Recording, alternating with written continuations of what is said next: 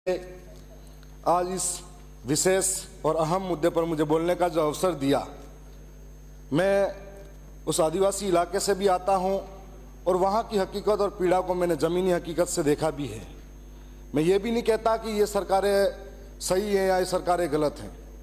सरकारें कोई भी आई हो, कुछ योजनाएं जो उन्होंने बनाई हो, लेकिन धरातल पे कितनी पहुंची ये अहम बात होती है।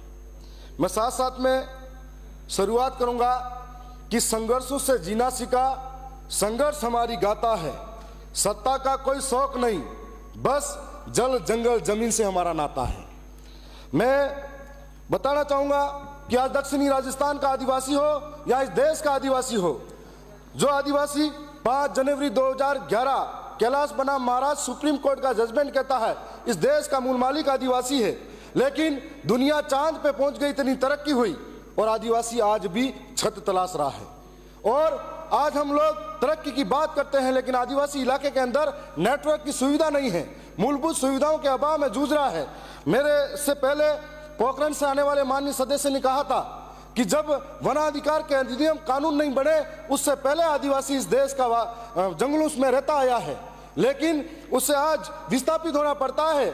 आज मैं कहना चाहूंगा कि जो आदिवासी कहीं ऐसे इलाके जहां पर मूलभूत सुविधाओं के तरस रहा है, बिजली, सड़क और पानी के लिए तरस रहे हैं, तो हमें जरूरत है कि ऐसी योजना बनाई जाए जहां रेड जोन घोषित करके उन आदिवासी इलाकों के अंदर सड़कें बनाई जाए, जहां पर मैं मानता हूं कि एक पेड़ मां के नाम ऐसा नारा सब जगह लगाया जाता है।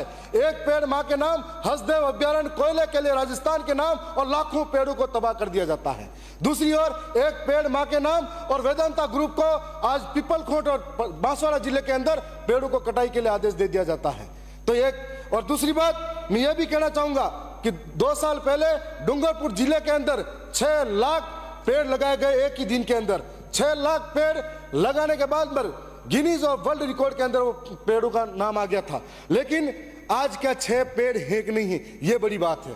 कहने की बहुत सारी बातें हैं। मैं ये कहना चाहूंगा कि आदिवासी इलाके का विकास ट्राइबल इलाके का विकास नहीं, आदिवासियों का विकास जरूरी है। यदि आदिवासियों का विकास किया जाएगा, उनके अंदर शिक्षा होगी, जल जंगल जमीन होगा, तो आप ये पर्यावरण की बात कर रहे हैं तो पर्यावरण बचेगा तो आदिवासी बचेगा, और यदि जल जंगल जमीन बचेगा तो जन जीवन बचेगा, और जन जीवन नहीं बचा तो पर्यावरण संतुलन बिगड़ेगा, तो कोरोना जैसी कई महामारियां आएगी जिसके चपेट में सारा इंसान आ जाएगा। इसलिए जल जंगल जमीन और पर्यावरण को बचाने की जरूरत है। माननीय सदस्य कह रहे थे, हमें एक बात कही जाती है कि वनवासी, हम वनवासी नहीं आदिवासी हैं। हम आदिवासी नहीं, वास्तविक और इस देश के मूल मालिक हैं। वन का मतलब जंगल में सारे जीव जंतु जानवर रहते हैं, तो हमें एक तरीके से गाली लगती है, इसलिए इसको वनवासी नहीं आदिवासी कहा जाए। मान्य आप, मैं साथ साथ में यह भी कहूंगा कि हमारे वहां पर तेंदू के पत्तों के बहुत बड़ा संग्रह किया जाता है, जिसके माध्यम से बड़े स्तर पर बीड़ी बनाने का उपयोग किया जाता है।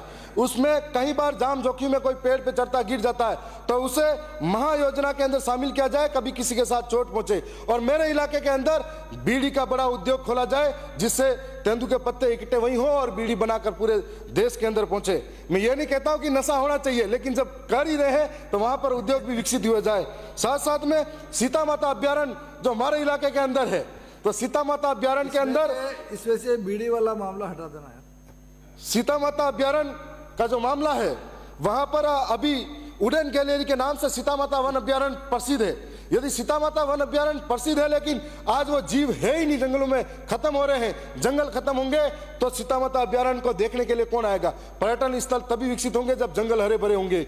और साथ में अभी सीता माता को आपने बजट में दिया है, तो मैं ये भी चाहूंगा कि बजट में दिया है तो वहां के जो रणा पाल और कई गांव है आसपास के, उनको भी विकसित करने की जरूरत है। और साथ में यह भी कहूंगा कि वन विभाग में जो कार्मिक रह रहे हैं, और वन विभाग में कार्मिकों की जो बड़ी लंबित मांग है, तो उनका पे ग्रेड 2400 किया जाए, जो पुलिस के बराबर हो। उनको आधुनिक सुविधाएं प्रदान की जाए ताकि जंगलों के अंदर जानवरों को पकड़ सके और दूसरों से सुरक्षा की जाए। और साथ में यह भी कहूंगा कि कई ऐसे कानून हैं कि हमारे यहाँ पर खनन को लेकर कई कंपनियां आई और खनन को लेकर सरकारें अभियान चलाती है, पर जब अभियान चलता है तब यह अभियान में बड़े लोग और बड़े माफिया नहीं मारे जाते, छोटे छोटे लोग मारे जाते हैं जो ट्रैक्टर ट्रॉली लेकर घूमते हैं। और ये बड़े लोग बहादुरी का डंडा जब दिखाते हैं तो गरीबों पर दिखाते हैं। मैं इतना ही कहूंगा, लास्ट में इतना ही कहूंगा, तुम कुर्सी की दौड़ में मशगूल हो, हम हक के सवाल लिए खड़े हैं। जो जंगल हमारा ठिकाना था उसी से हम बेघर होके पड़े हैं।